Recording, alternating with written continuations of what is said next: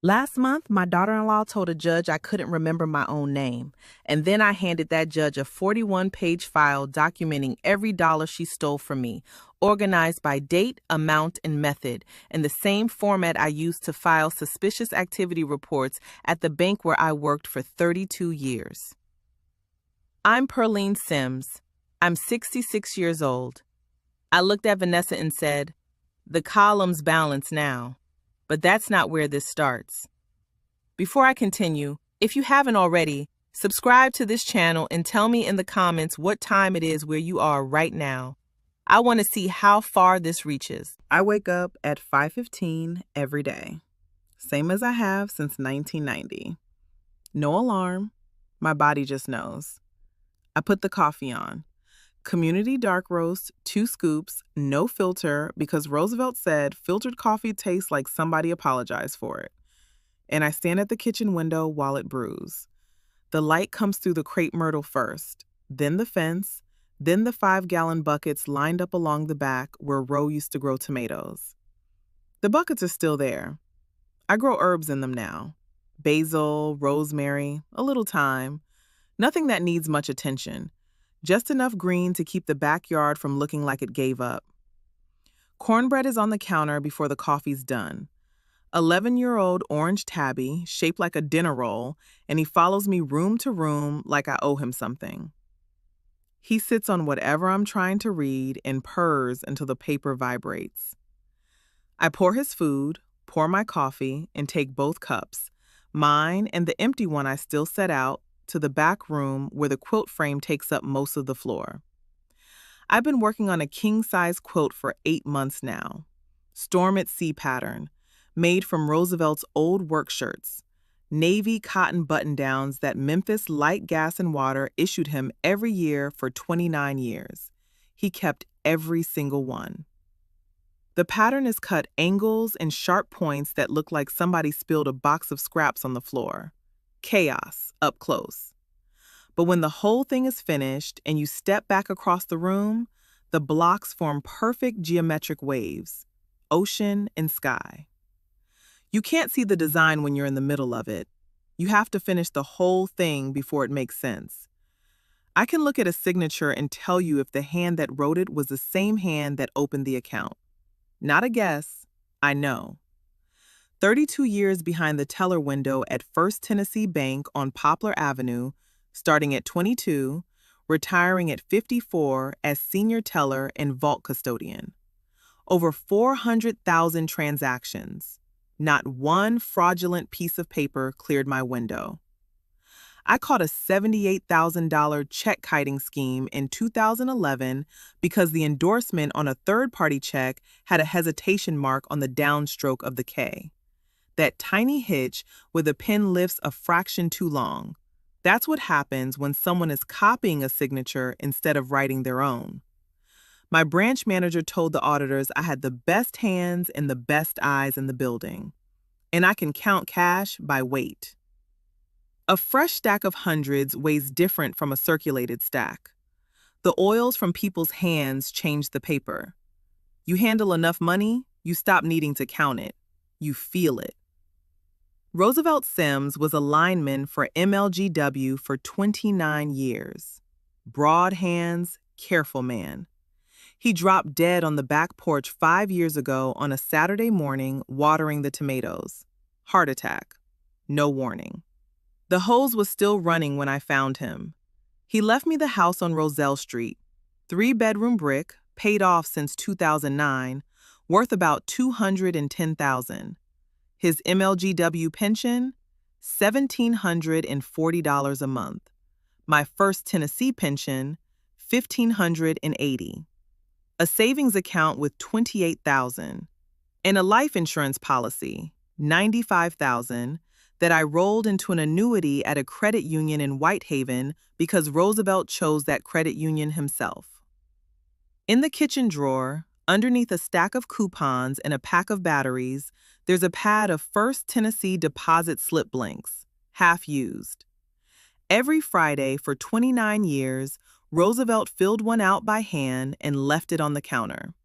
He'd write the amount he put into savings that week, $40, $60, sometimes just $20. And underneath, in his careful block letters, he'd write, "Building the house that's already built." His little joke. The buckets was paid. But Ro kept saving because that's what you do. I haven't moved that pad from the drawer. I see it every time I reach for a... Terrence was the kind of boy who showed up to fix things before you asked. Quiet, reliable.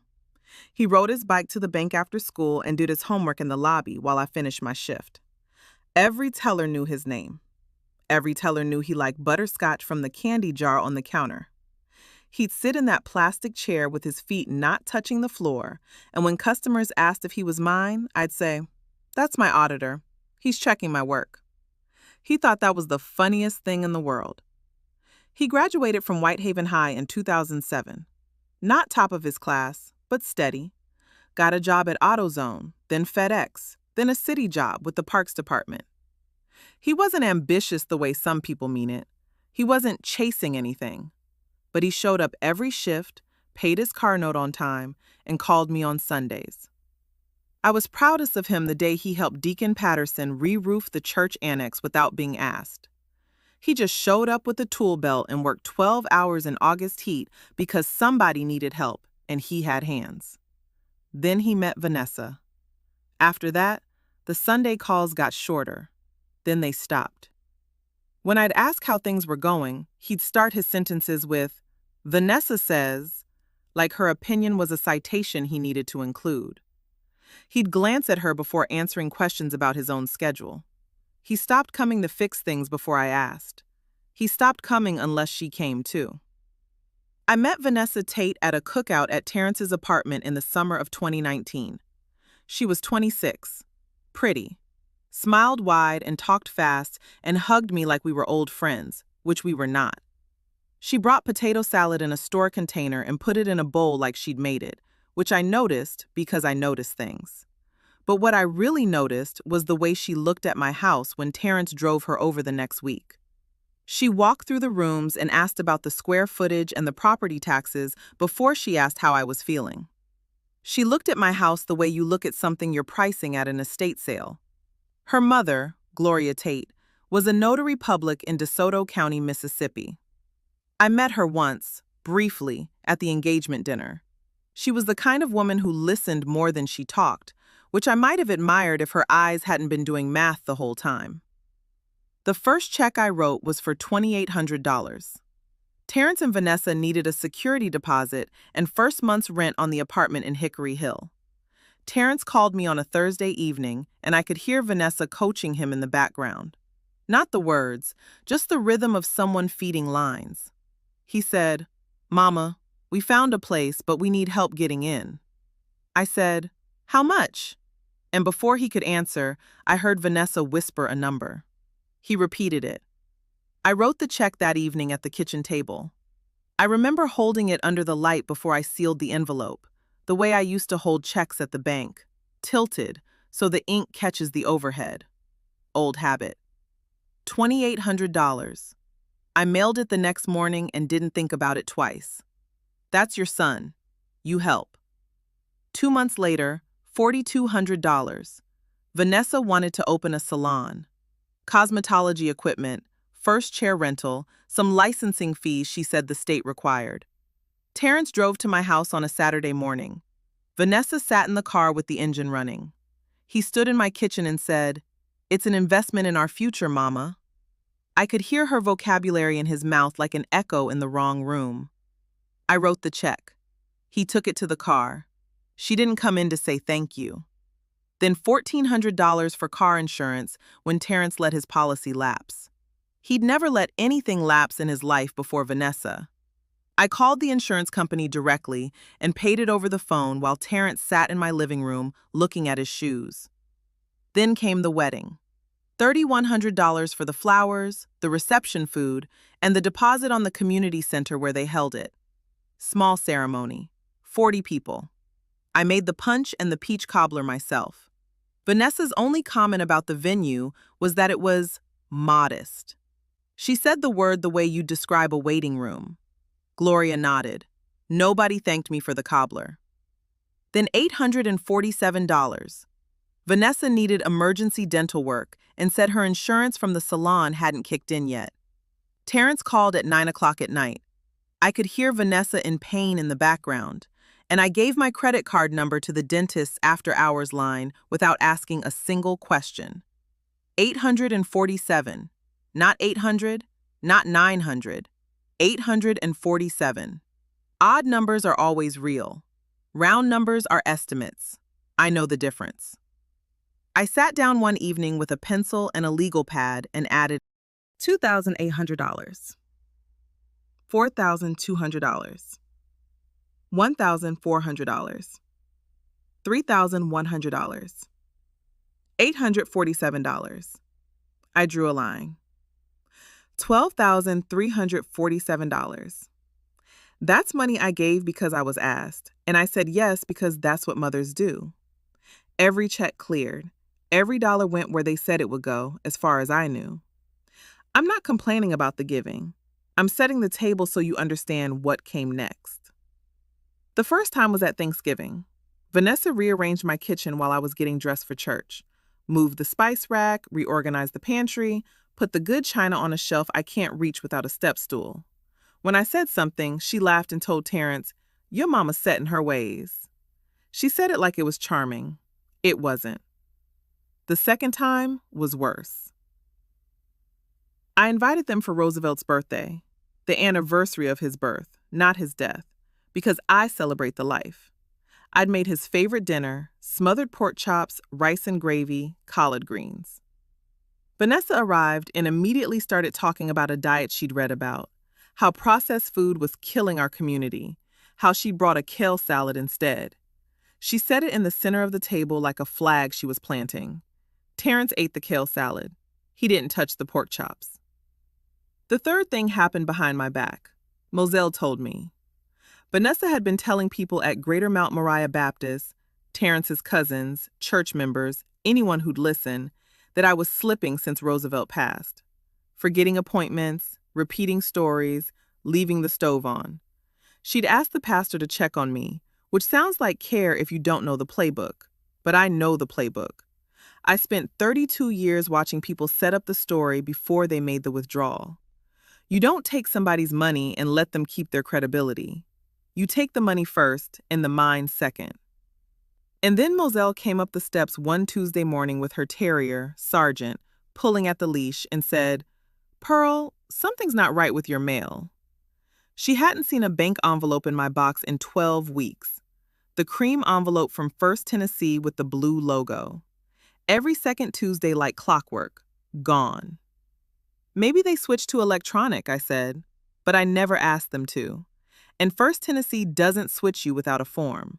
That number sat in my chest. 12 weeks. 3 months of missing statements from a woman who spent 32 years handling paper. You know how at the bank, when I'd look at someone's account activity and the pattern changed, deposits stopped, withdrawals spiked, the address updated to somewhere the customer had never lived. We had a word for that?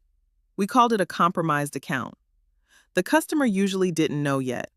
The numbers told us before the customer could tell themselves. Have you ever looked at your own life and realized you were the compromised account? 3 days after Moselle told me about the mail, I bake a sweet potato pie. This is what I do. Terrence has liked sweet potato pie since he was 6 years old, so I bake one, my mother's recipe, the one with the bourbon and the nutmeg that makes the whole house smell like November, and I drive it across town to the apartment in Hickory Hill. I'm not confronting anyone. I'm not accusing. I just need to see his face, and I need to see hers. The drive takes 25 minutes. I park on the street because the apartment lot is full of cars I don't recognize. Vanessa's friends, probably, the ones who come and go at all hours. I walk up the concrete steps with the pie balanced on my forearm the way a waitress carries a tray. Steady, level, one hand free. When I get to the landing, the front door is open and the screen door is latched, and I can hear Vanessa's voice from the living room before I reach the top step. She's on speakerphone. The voice coming back is Gloria, her mother, the notary in DeSoto County, the woman who stamps whatever her daughter puts in front of her. I should knock. I know I should knock. My hand is on the screen door frame and the pie is warm against my arm, and the right thing to do is announce myself. But I don't, because Vanessa is talking about me, and my hands go still on the pie dish the way they used to go still on the counter when a customer said something that didn't match the paperwork. She counted other people's money for 32 years and never had any of her own. She's a teller, Mama. She's not even a banker. She stamped deposit slips. You think she's going to notice a few transfers? That woman couldn't balance a checkbook that wasn't behind a bulletproof window. Gloria laughs. A short, hard laugh like a stamp coming down on paper. Then she says something about the house, about the equity, about how much they could pull before anyone noticed. But I've stopped hearing specifics because my ears are full of the sound of my own career being crumpled up and thrown. I stand on that porch, holding a sweet potato pie, and I listen to 32 years get reduced to a punchline. 400,000 transactions, the check kiting scheme, the forged endorsements, the branch manager who told the auditors about my eyes and my hands. She stamped deposit slips, that woman, and Terrence. Through the screen, I can see the back of his head. He's on the couch, 4 feet from his wife. His phone is in his hands and his thumbs are moving. He's scrolling. He's sitting right there, close enough to hear every word, close enough to turn around and say, "Vanessa, that's my mother." And he doesn't look up. He doesn't shift. He doesn't say a word. He just scrolls while his wife describes his mother as a woman too simple to notice her own money disappearing. That's the part that sits in your chest and doesn't move. Not Vanessa's mouth. I've heard worse from people at the bank who were angry about a hold on their account. My son's silence. My son choosing the couch, the phone, the peace of not speaking over the woman who wrote every check he asked for and never once said no. I don't knock. I don't go in. I walk back down the stairs and I set the pie on the passenger seat and I sit in the car with both hands on the steering wheel. The engine is off. The street is quiet. I can still hear Vanessa's voice through the open door, but I can't make out the words anymore, and I don't want to. I drive home. No radio, no tears. I pull into the driveway on Roselle, and I sit until the engine ticks cold, and the street goes dark, and the porch light comes on automatically, the way Roosevelt set it up 10 years ago. Then I go inside. I set my purse on the hook by the door. I fill Cornbread's water bowl. He rubs against my ankle and I let him, because the weight of something that loves you without conditions is the most useful thing in the world when you've just heard what I heard. I walk to the back room and I sit down at the quilt frame and I pick up the needle. The storm at sea, interlocking blocks, chaos up close. But I can see it now. The missing statements, the mail rerouted, the girl who priced the square footage before she asked about my health, the mother with the notary stamp, and now the words, the exact words that tell me this isn't carelessness. This is a plan. This is somebody who believes I'm too simple to count. I stitch a seam so straight you'd think a machine did it. My hands are steady. They always are. 32 years of steady. 2 nights later, Thursday, I'm in the back room with the quilt frame. It's after 10. The house is quiet except for the weather report on the kitchen radio and Cornbread purring on the ironing board behind me. I'm stitching the border panels now, the part where you close the raw edges and start to frame the design. Piecing. That's what you call this stage in quilting. You take all the separate blocks and you piece them together until the scattered starts making sense. I pull navy thread through navy cotton. Roosevelt's shirt from 2014. I know because I wrote the year on every label with a laundry marker when I started cutting, and I think about patterns.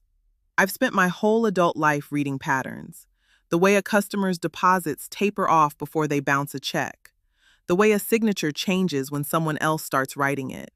The way a new name appears on an old account and the money starts moving somewhere it never moved before. I set the needle down and go to the kitchen table. I take the yellow legal pad from the junk drawer, the one with the rubber band around it that Ro used for grocery lists, and I sit down with a number 2 pencil. I start writing. Security deposit and first month's rent, $2,800. Cosmetology equipment and chair rental, $4,200. Car insurance, $1,400. Wedding flowers and reception, $3,100. Dental work, $847. I draw a line under the column, $12,347. That's what I gave, willingly, in good faith, from the savings Roosevelt and I spent 30 years building. I write the number at the bottom of the page and I circle it. Then I flip to a new page and write what I don't know yet.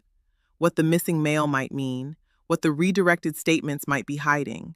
I write a question mark and underline it twice. I say the number out loud to the empty kitchen. $12,347. The room doesn't answer. The refrigerator hums. The radio murmurs. Cornbread jumps down from the ironing board and pushes his head against my ankle. The decision and the call. I open the kitchen drawer. My fingers brush Roosevelt's deposit slip pad. The paper is soft from years of handling. I close the drawer without taking it out, but the feel of it stays on my fingertips. I pick up the phone and call. She answers on the second ring because Moselle is Moselle. 30 years delivering the mail taught her that when the phone rings after 9, somebody needs something. Mo, I say, I stood on Vanessa's porch Tuesday, and I heard her tell her mother I couldn't balance a checkbook.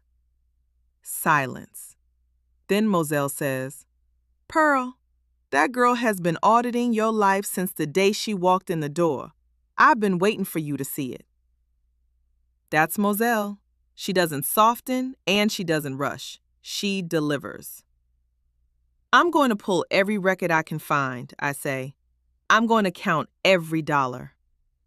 Good, because I've been counting your missing envelopes and something stinks worse than Sergeant after a rainstorm. I almost smile. Almost. I hang up the phone and I go back to the quilt frame. Cornbread follows me, settles at my feet, heavy and warm. I pick up the needle. I piece another block into the border, fitting the angle just right, a 1/16 of an inch, the way precision demands. The pattern is forming. I can almost see the waves. Monday morning, I drive to the office of Sandra Foley on Union Avenue, Elder Law. Her waiting room has a poster that says, "Financial exploitation is the most common form of elder abuse in Tennessee." She's in her 50s, short gray hair, reading glasses on a chain, and she shakes my hand like she means it. Moselle sits in the waiting room with the magazine she's not reading. I put the yellow legal pad on Sandra's desk. She reads it. She asks me 3 questions. Did I sign a power of attorney? Did I authorize changes to my mailing address? Did I consent to anyone else managing my accounts? I agreed to add Terrence as a joint holder on the savings account, I say. He asked. I said yes. Did you sign anything else? No. Did you discuss a power of attorney with anyone? Never. Sandra explains the landscape. If someone changed my mailing address using a document I didn't sign, that's forgery. If someone used a forged power of attorney to access my accounts, that's financial exploitation of an elder, a separate felony in Tennessee because I'm over 60. She says the first step is pulling every record, account activity, any POA on file, any changes to the account made after Terrence was added. Her retainer is $2,500. I write the check from the annuity account, the $95,000 at the Whitehaven Credit Union, the one Roosevelt set up, the one Vanessa doesn't know about because it was never linked to any account she could see. That's my protected money. That's what I'm using to fight with. Sandra says she'll file records requests and subpoenas within the week. She says to document everything. I tell her I've been documenting things since 1990. She almost smiles. Tuesday, I call Cynthia Rawls at the First Tennessee branch on Poplar.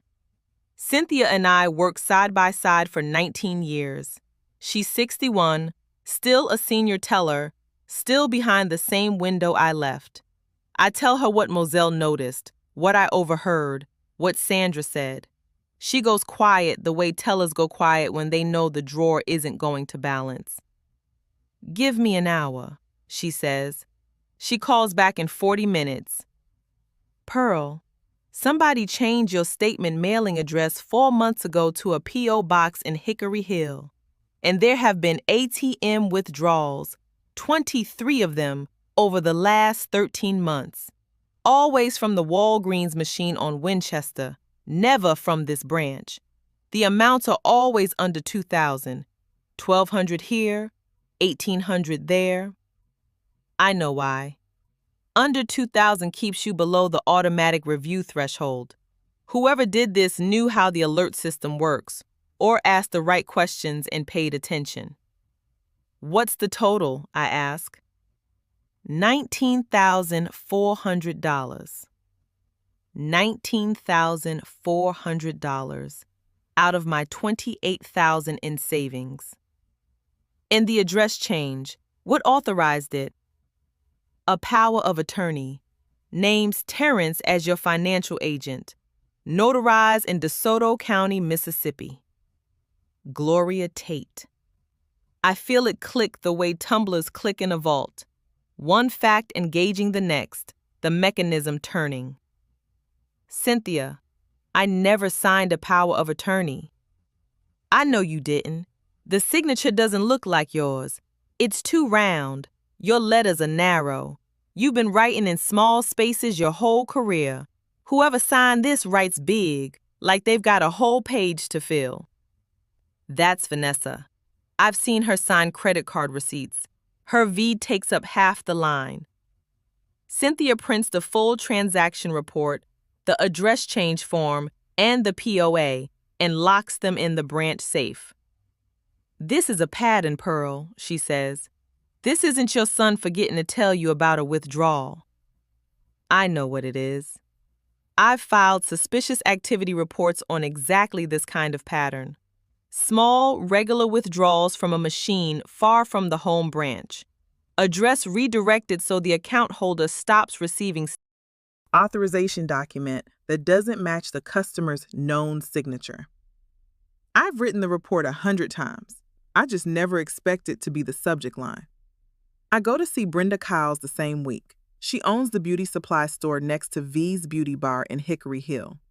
55, sharp, keeps her own books. I buy a bottle of leave-in conditioner I don't need and ask about business. Brenda leans across the counter. "You're Terrence's mama, right?" "I am." "Well, your daughter-in-law is doing real well. She was in here last month telling the client the renovation basically paid for itself. Said family money is the cheapest loan you'll never have to pay back." She pauses, looks at me. "I didn't think much of it at the time, but you've got a look, Pearl." I've got a look. 32 years behind the glass, and I've still got the look that says the numbers aren't right. "Would you write that down for me?" I ask. Exactly what she said, dated in your own words. Brenda doesn't ask why. She pulls a supply invoice from the register, flips it over, and writes it out in blue ink. She signs it at the bottom and slides it across the counter. "Be careful," she says. "That girl talks sweet, but she counts mean." 3 days later, Deacon Lloyd Patterson calls. He's 73, been at Greater Mount Moriah Baptist longer than the building itself, and he's the kind of man who watches before he speaks, because 40 years of church service teaches you that. He comes over Thursday afternoon. I make pound cake. He sits in the living room, and I can see his eyes moving. Over the bookshelves, the quilt on the frame, the cat on the windowsill, the checkbook register on the kitchen counter. He's looking for what Vanessa told people he'd find. Confusion, decline, a woman who can't manage her own life. We talk for 2 hours. He asks about Roosevelt. I tell him about the tomatoes. He asks about the quilt, and I explain the storm at sea pattern, how the blocks are cut at angles to create the illusion of curves, how the piecing has to be precise to a 1/16 of an inch or the whole design drifts. He asks about my finances, gently, the way a deacon asks, and I tell him my pension amounts, my bills, my budget. I have nothing to hide from a man I've known since Terrence was in middle school. When he leaves, he shakes my hand at the door and says, "Pearl, you are the sharpest person I've talked to this week. and I talked to a lawyer on Monday. He goes home and writes a one-page attestation, dated, signed, witnessed by his wife. It says, I visited Sister Pearline Sims at her home on Roselle Street. She showed no signs of cognitive decline. She was alert, articulate, well-groomed, and fully aware of her financial and personal circumstances. And then there's Moselle. Moselle, who noticed the missing envelopes before I did. Moselle, who has kept a log, dates and times, of every piece of mail she's observed in my box for the past 6 months. She didn't tell me she was doing this. She just did it, because 30 years delivering the mail teaches you that when something disappears from a route, you document the absence. She brings me the log on a Tuesday, handwritten in her postal carrier's block print, and it's as clean and organized as anything I ever filed at the bank. Cynthia Rawls, Brenda Kiles, Deacon Patterson, Moselle Crawford. The teller, the shop owner, the church, the mail carrier. 4 witnesses, each with one piece. I put their statements in the manila folder, same kind we use at the bank for suspicious activity reports, and I label it in block letters, Sims, unauthorized transactions and forged documents. The next Sunday, Vanessa and Terrence come for dinner. This is new. Vanessa hasn't volunteered to visit in months, and the fact that she's here now tells me she's checking, seeing if I suspect anything, seeing if the old woman behind the bulletproof window has noticed the withdrawals. So I give her exactly what she wants to see. I ask Terrence the same question twice during dinner. I pretend to forget where I put the serving spoon. I say, "Now what was I saying?" and let the sentence trail off. Vanessa glances at Terrence with that look, the one that says, "See?" and I let her have it. I let her believe I'm fading. While she's in the bathroom, I see her phone on the counter, open to a text from Gloria. Did she ask about the mail? Vanessa hasn't locked her screen. She's that confident. I look at that text and I think about what Sandra filed on Friday.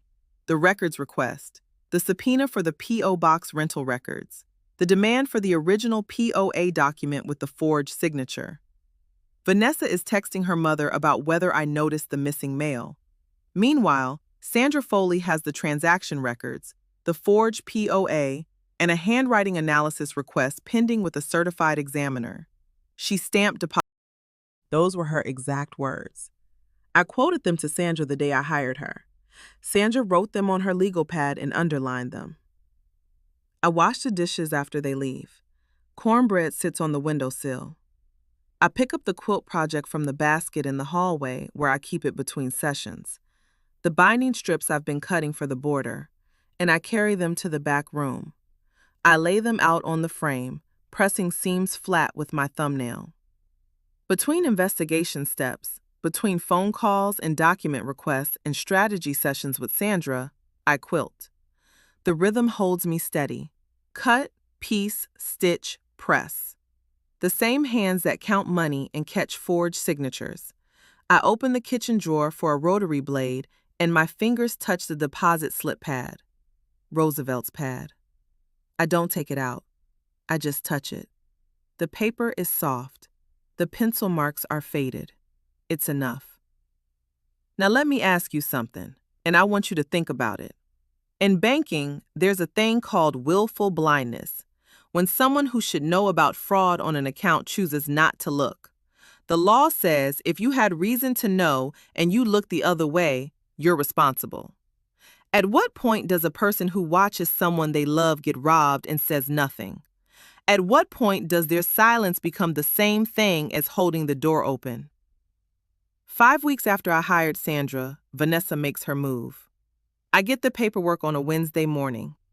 A petition for conservatorship filed in Shelby County Probate Court. Vanessa Tate Sims, petitioner, seeking to be appointed conservator over the financial affairs of Pearline Augusta Sims, respondent, on grounds of diminished cognitive capacity and inability to manage personal finances.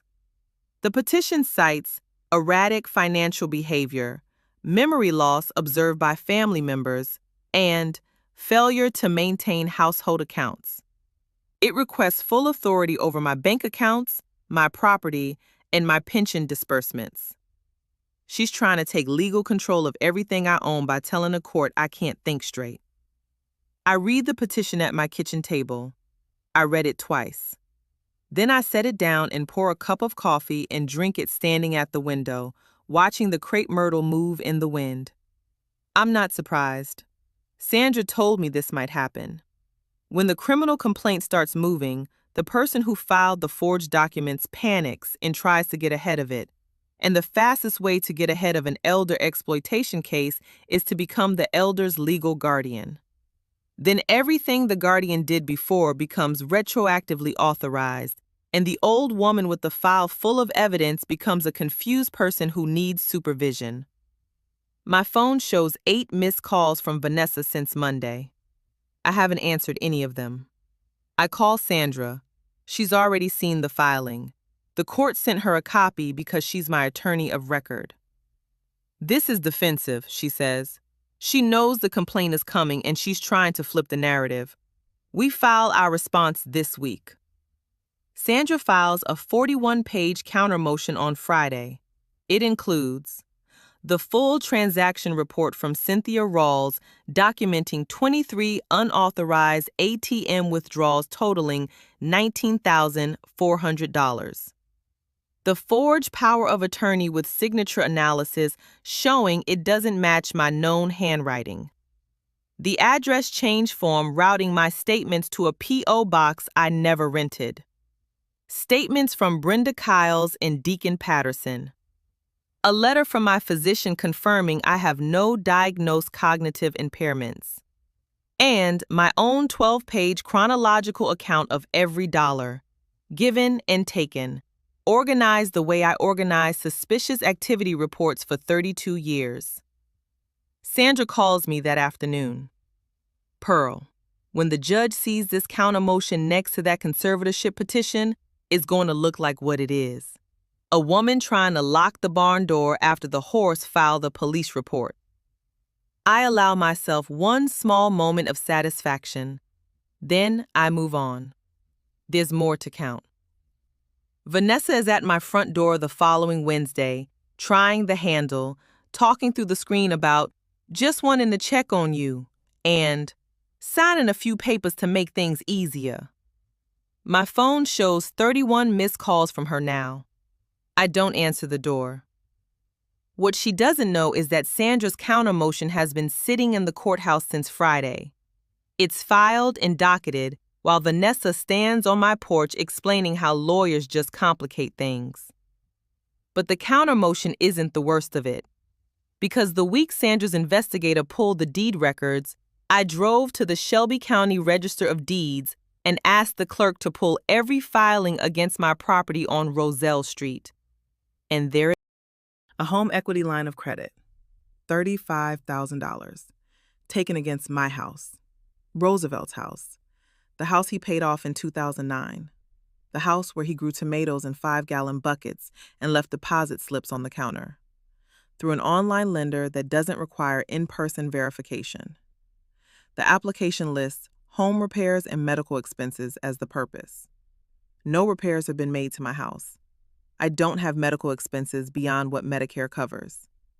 The documents were submitted electronically, authorized by the same forged power of attorney that Gloria Tate notarized in DeSoto County. $35,000 against my house. I sit at the quilt frame that evening, and I don't stitch for a long time. I just hold the fabric. Roosevelt's shirt from 2016, the one with the small tear at the elbow he never let me mend because he said it gave the shirt character. Cornbread is on the ironing board, watching me the way cats watch, like they understand more than they're willing to say. $54,400. That's the total. $19,400 from savings, $35,000 against the house. My daughter-in-law has taken $54,400 from a retired bank teller who makes $3,320 a month in combined pensions. I hold that number. I don't tell Sandra yet. Not tonight.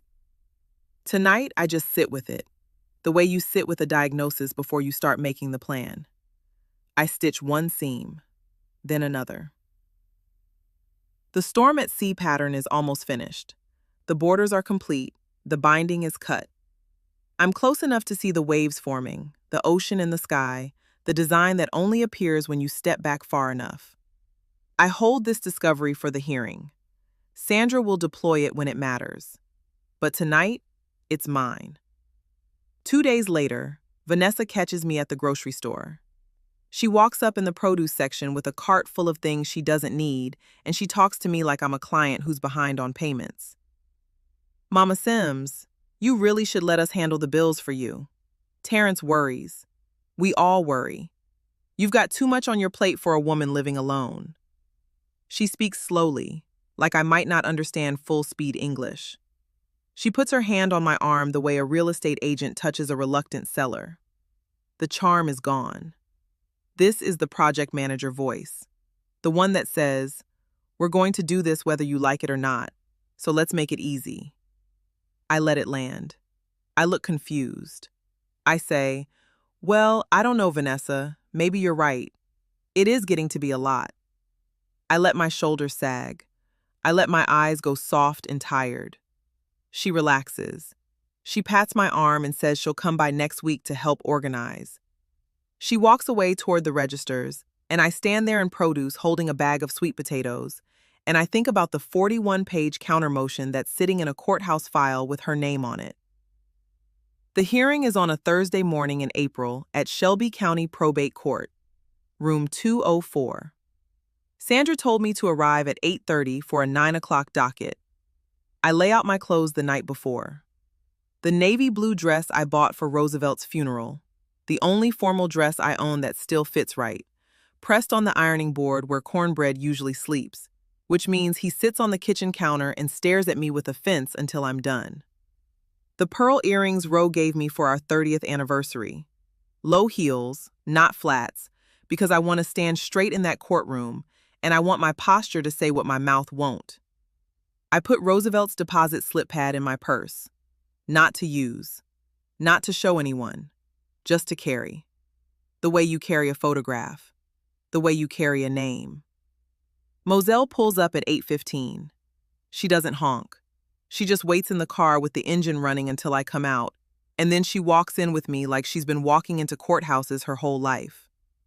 She wears the gray blazer she calls her official business jacket, and she carries a folder of her own, the mail delivery log, dated and organized in postal carrier block print. She sits in the second row of the gallery.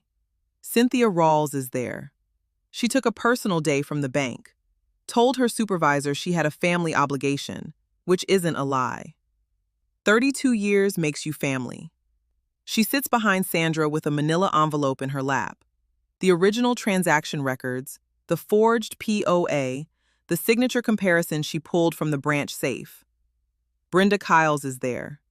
She brought her written statement, notarized by her own notary, not Gloria Tate, and she sits at the end of the second row with her purse on her lap and her back straight, like a woman who knows what she saw and isn't going anywhere until somebody writes it down. Deacon Patterson is there with his wife. He's wearing the tie he wears to funerals and sitting with his hands folded. Alberta brought a peppermint in a napkin, which is what she brings everywhere, because some women prepare for any situation with candy, and I've never once found fault with that approach. My phone shows 47 missed calls from Vanessa. I have not returned a single one. The courtroom is half full. Other cases ahead of ours on the docket. A guardianship dispute, a contested will. Vanessa arrives at 8:50 in a blouse I've never seen, pressed and professional, smiling at the clerk like she's arriving at a job interview. She has an attorney, a young man from a firm in Germantown who keeps checking his phone and doesn't look like he's read the file closely enough. Gloria is not present. She has her own case in Mississippi, and her own attorney told her to stay south of the state line. Terrence is in the back row, alone. He's wearing a shirt that needs ironing, and he's sitting with his shoulders pulled in, the way a man sits when he knows he's in a room where his name is on documents he wishes he'd never signed. He looks thinner than the last time I saw him. He doesn't look at Vanessa. He doesn't look at me. He looks at his hands. The judge calls our case. Vanessa's attorney starts to stand. His motion is first on the docket, the conservatorship petition. Sandra is faster. She stands, opens the manila folder, the same kind I use for suspicious activity reports at the bank, and says, "Your Honor, before the court considers the petitioner's request for conservatorship, the respondent would like to present evidence that the petition itself is part of an ongoing scheme of financial exploitation." The room shifts. Vanessa's smile doesn't change, but her hands go to her lap. Sandra presents each piece the way I organize my files for 32 years, by date, by amount, by severity. She doesn't raise her voice. She doesn't dramatize. She just reads the ledger, and the ledger does the work. Your Honor, on or about June of last year, a power of attorney naming Terrence Sims as financial agent for Perlene Sims was filed with First Tennessee Bank on Poplar Avenue. Mrs. Sims did not sign this document. Mrs. Sims did not authorize this document. Mrs. Sims was not aware this document existed until her own investigation revealed it. Sandra holds up the POA. She holds up the signature analysis. A certified handwriting examiner has determined that the signature on this POA does not match Mrs. Sims's known handwriting.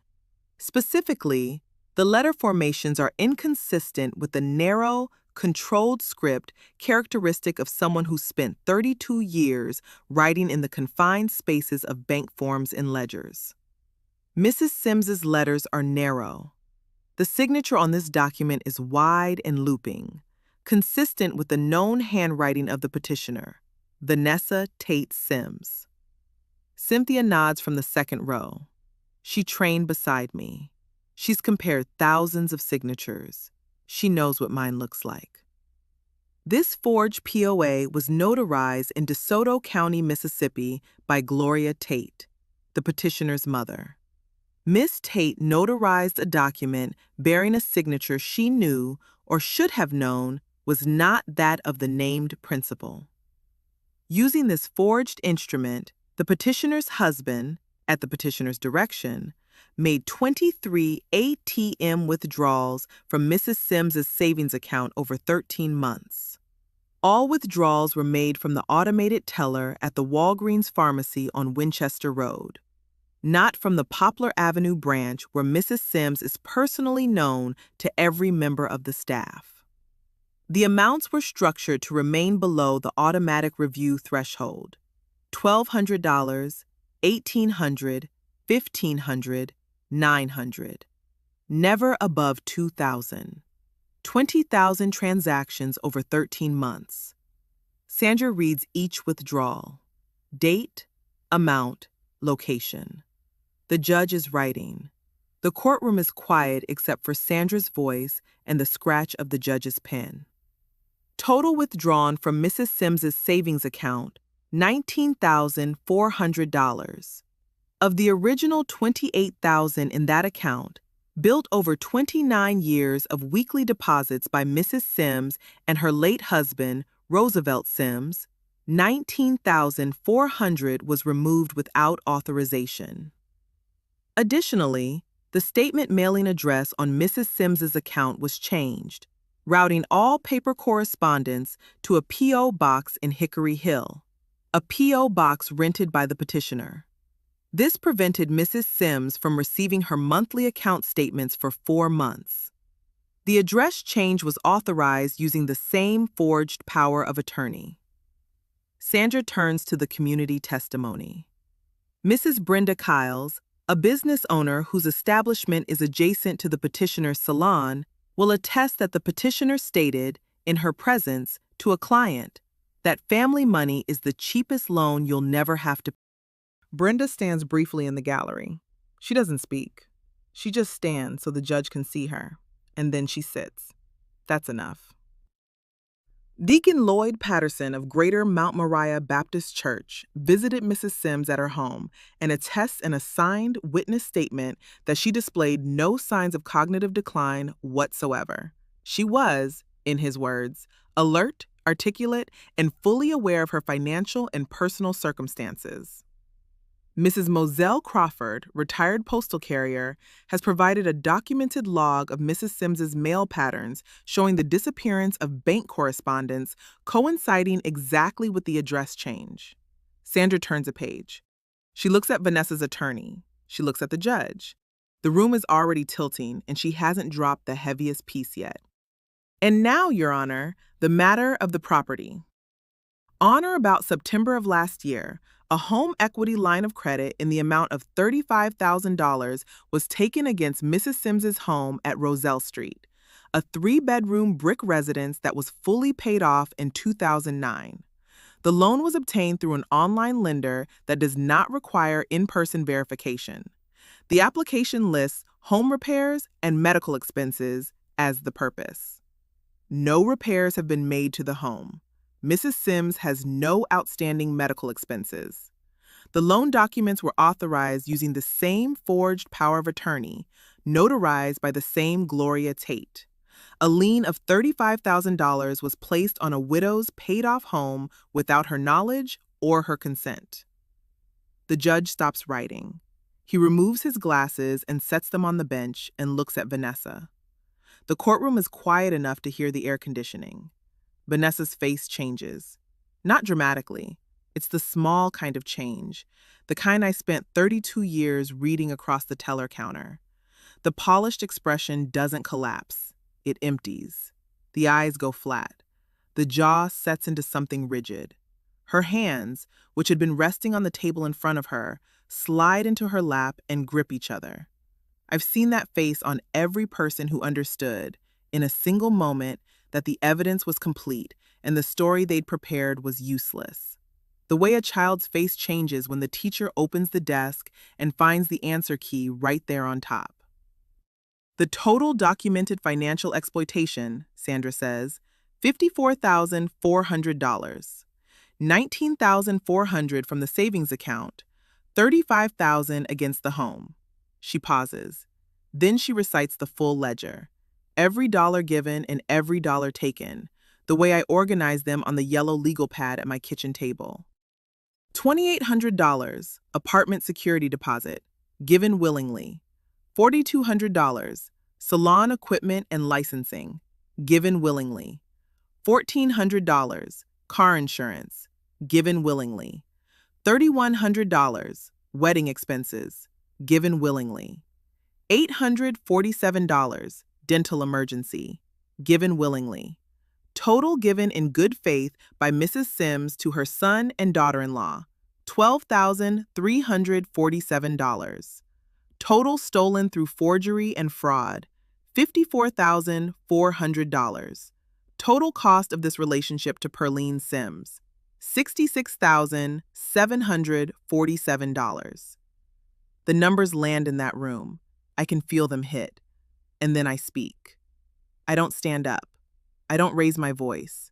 Sandra looks at me, and I look at Vanessa, directly at her, across the courtroom, the way I used to look at a customer who'd slid a bad check across my counter. You said I stamped deposit slips. You said I couldn't balance a checkbook that wasn't behind a bulletproof window. Mrs. Tate, how are those columns looking now? I call her by her maiden name, not Sims. She hasn't earned that name. She is Gloria Tate's daughter, and she can have that name back. Vanessa's attorney tries first. He stands up, adjusting his tie, and says his client was under the impression that Mrs. Sims had verbally consented to the financial arrangements and that this was a family misunderstanding, not a criminal act. Sandra doesn't even look up from her notes. Verbal consent does not authorize a notarized power of attorney bearing a forged signature. Counsel's client is named in a pending criminal complaint filed with the Memphis Police Department. The case number is 2024-CR-04417. I have copies of the complaint if the court requires them. He sits down.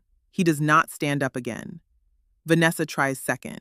She turns in her chair, not to the judge, but to the gallery, to Brenda, to Deacon Patterson, to the people watching from the wooden benches, and she raises her voice for the first time. She's confused. She's been confused since Roosevelt died. Ask anyone. She repeats herself. She forgets where she puts things. She leaves the stove on.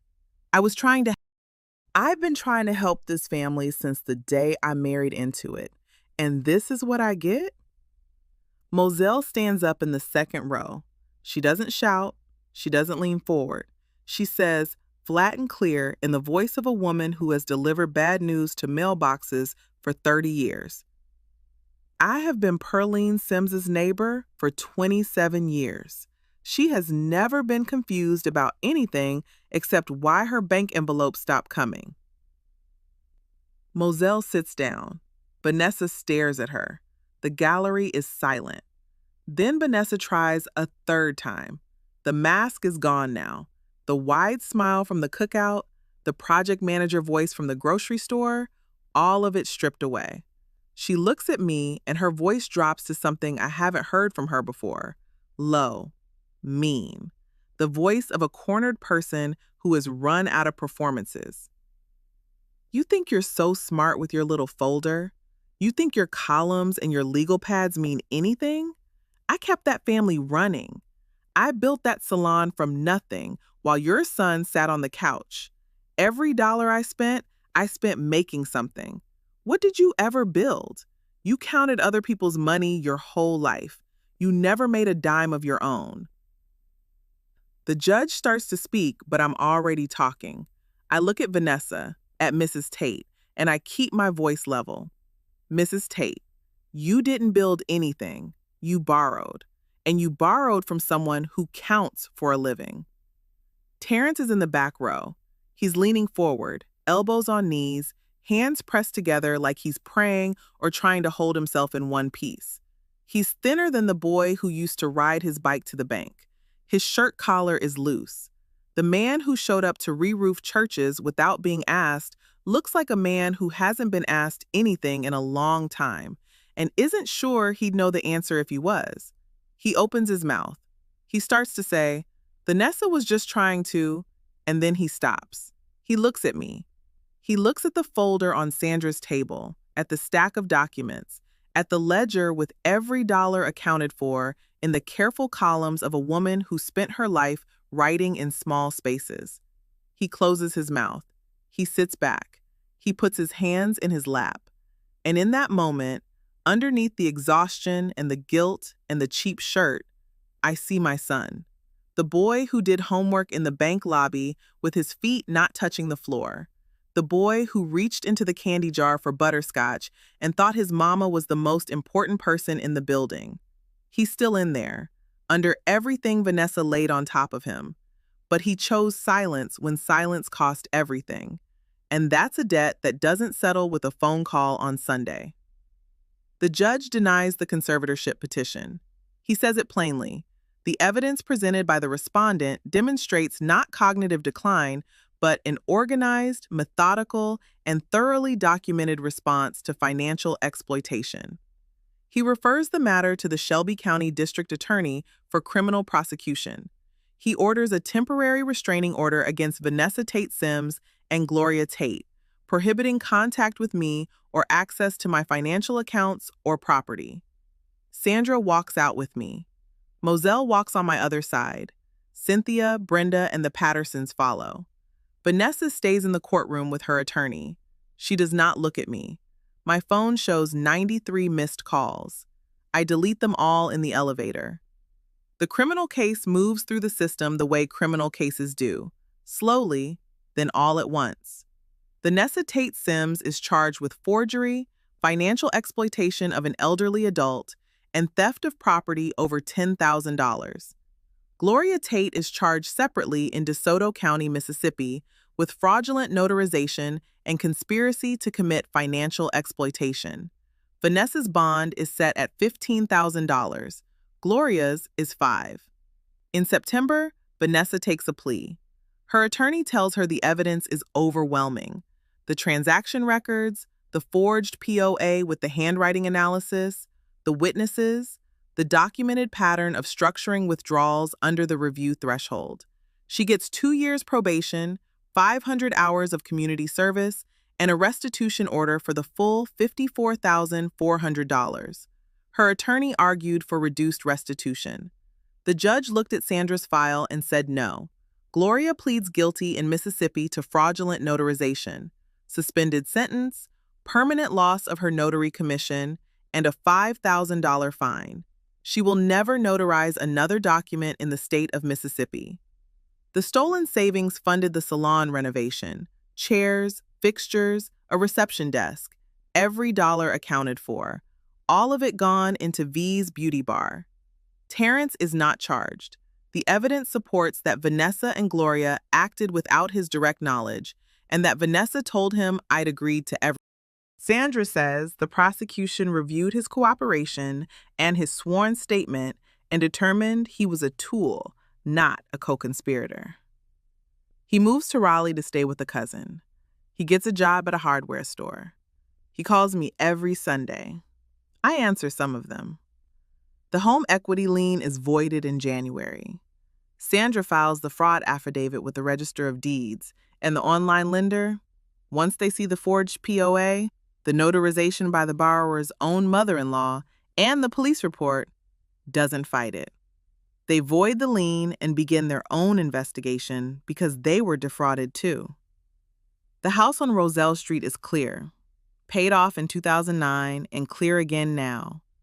Roosevelt's house, my house, nobody's collateral. Of the $19,400 stolen from savings, I've recovered $6,200 through early restitution payments. Sandra says the full amount may take years. I'm not counting on it. I learned a long time ago that stolen money rarely comes home in the same condition it left. The annuity is untouched. $95,000 at the Whitehaven Credit Union, in my name only. Statements going to Moselle's address because Roosevelt set it up that way and I never changed it. Vanessa didn't know about it because it was never commingled with any family account, and Tennessee law protects annuities from creditor claims. It was always separate. It was always safe. I allocate $8,000 from the annuity into a 529 education account for Terrence's daughter, my granddaughter Amira, who is 4 years old and does not know any of this yet and won't until she's old enough to understand what her grandmother did to protect what her grandfather built. I donate $1,500 to the Greater Mount Moriah Building Fund because the church roof still leaks and Deacon Patterson has been too proud to ask twice. The rest stays where Roosevelt put it. Terrence comes to Roselle Street on a Saturday in November. He doesn't call first. He just shows up at the front door the way he used to before Vanessa, the way he used to when showing up was the whole point, when his hands were free and his schedule was his own. He looks different, not just thinner, reorganized, like someone who took the furniture out and hasn't figured out where to put it back. The oversized watch Vanessa bought him is gone. The polo shirts with the embroidered logos are gone.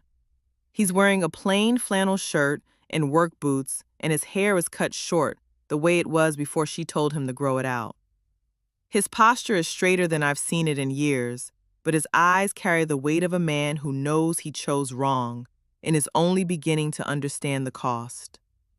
I bring 2 cups of coffee to the porch. He holds his with both hands. I sit down in the wicker chair and I look at my son and I speak plainly, because that is the only way I have ever spoken, and it is the only way this conversation can go. You stood there, I say, on that couch, 3 feet away, while your wife told her mother I stamped deposit slips and couldn't balance a checkbook. You heard every word she said about me, and you scrolled your phone like it was background noise. He opens his mouth. I hold up my hand. I'm not finished. You let her change my mailing address. You let her pull money out of the account your father spent 29 years building, $40 and $60 at a time. You let her put a $35,000 lien on the house where you grew up and where your father grew tomatoes in buckets along the fence. I don't know how much you knew. I believe you didn't know about the forgery. But I know you knew enough to ask questions, and you chose not to ask them because the answers would have been uncomfortable. That's the past. I let it sit in the air between us. Here's what I've decided. I love you. That has not changed, and it will not change because that's not how love works. It doesn't have an off switch. But trust is not the same thing as love, Terrence. Love is what I feel. Trust is what you earn. And right now, as of this morning on this porch, you are starting from zero. He sets the cup down on the railing. Mama, I've been calling every Sunday. I moved out. I moved to Raleigh. I cooperated with the police. I gave a statement. I told them everything I knew. I'm trying. Trying is a word people use when they want credit for the intention. I watched you try to defend her in that courtroom. You started to say, Vanessa was just trying to, and then you stopped.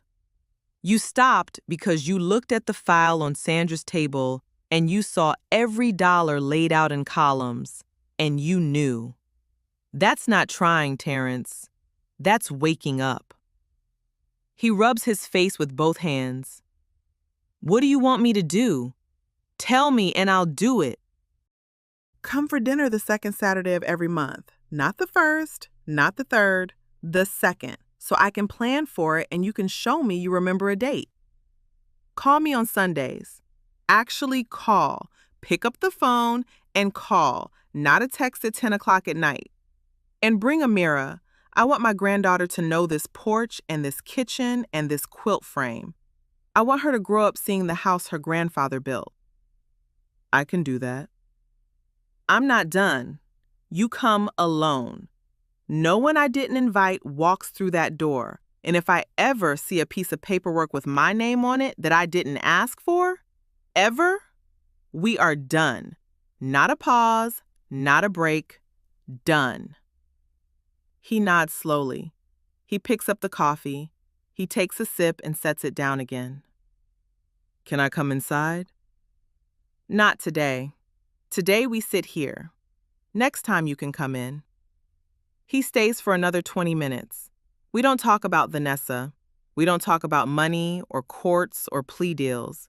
He asks about cornbread, and I tell him the cat still sleeps on the quilt frame, and I have to stitch around his back legs. He almost smiles. The almost is enough for now.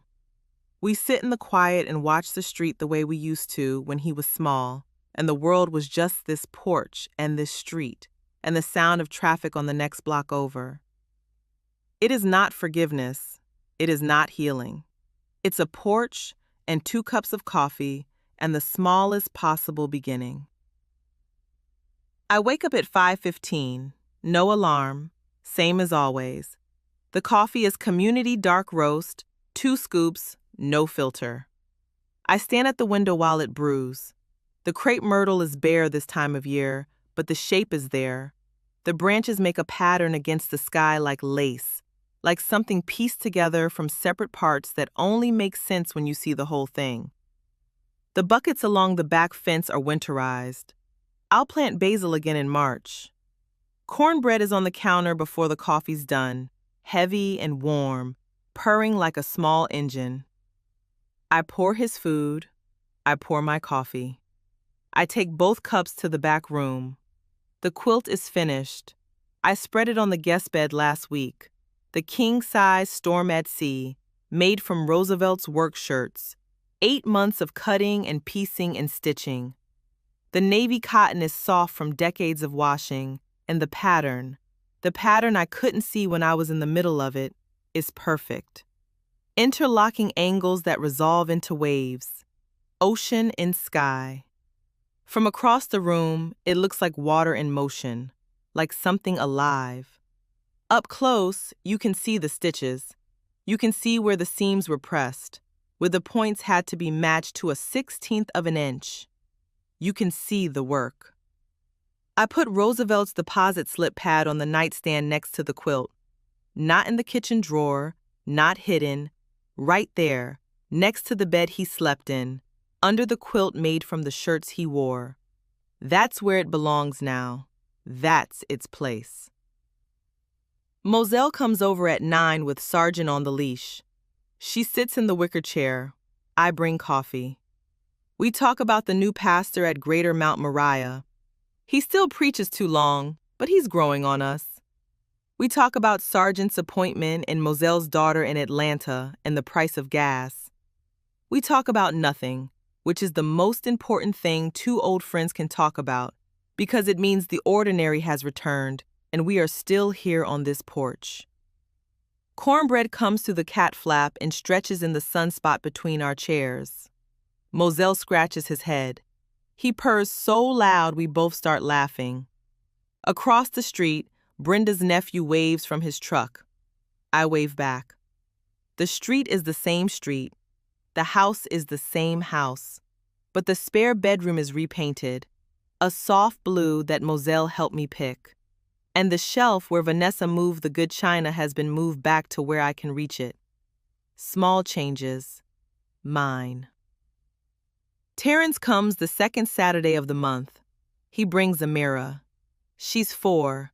Big eyes, her father's quiet, and she goes straight to the quilt frame because it's the most interesting thing in a room full of furniture that was old before she was born. Grandma, did you sew this whole thing? Every stitch. Even the wavy parts? Especially the wavy parts. She touches the binding with one careful finger, the way children touch things they know are important. Terrence watches from the doorway. He doesn't come all the way in yet. He's learning that showing up is the beginning, not the middle, and that trust rebuilds the same way a quilt gets made, one small, precise stitch at a time.